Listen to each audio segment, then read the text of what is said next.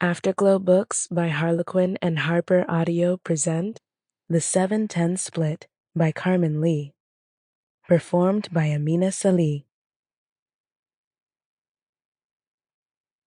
Author's note: this book discusses cancer, drunk driving, and the loss of a parent. Chapter 1. Whatever it is, the answer is no. Ava knew that look. That look promised extra hours with no extra pay and a significant bump in her caffeine budget for the week. She already needed to cut back on that dark roasted money suck, and agreeing to whatever ridiculous school spirit activity Bradley Parrish was surely coming to convince her of was not the way to go. "You haven't even heard what I have to say." "And it's gonna stay that way," Ava replied, ducking quickly into her classroom and attempting to close the door behind her.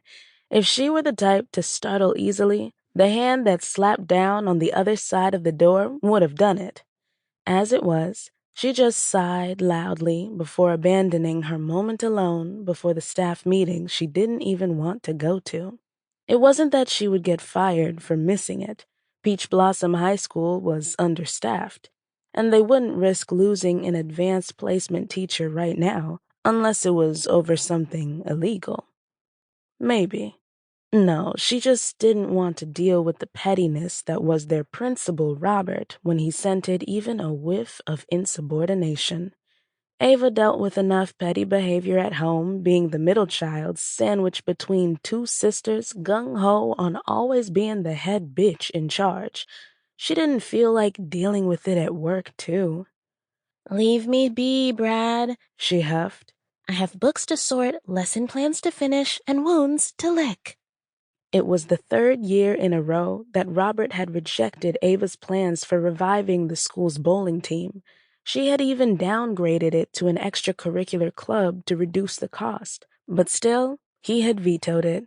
If Ava wasn't so used to it by now, she would have slammed the door on her way out of his office. Instead, she had calmly replied she understood before stuffing her feelings down and locking them behind a wall thicker than Robert's bullshit civility. "Ouch, let me guess," Brad said. "He rejected your plan for the new team and said the school had no money for it." "Got it in one." Ava figured it was time for her to give up the idea in its entirety. "I'm not in the mood to do anything but finish this planning before this meeting so I can go the hell home and eat my weight in yeast rolls." "So you don't want to talk about who the new teacher might be?" he asked. Ava's curiosity was piqued, but she refused to show it. No, if he was going to get her off task, he had to work for it. She resolved herself to a couple more hours of sorting the books she had on hand and praying the ones still missing were en route to arrive soon. If anyone had told her 5 years ago she would be back at her old high school teaching English, she would have laughed in their face.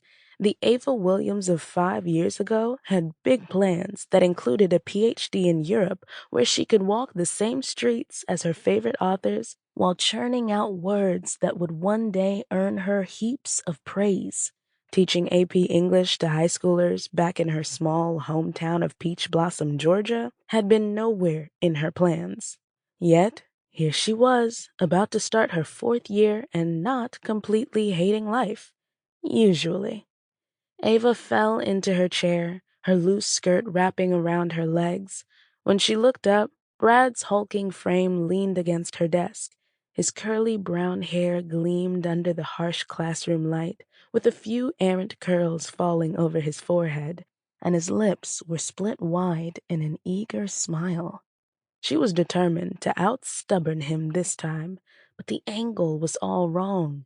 If she stared up any longer, she would get a crick in her neck and then have to drive a couple hours to find a chiropractor.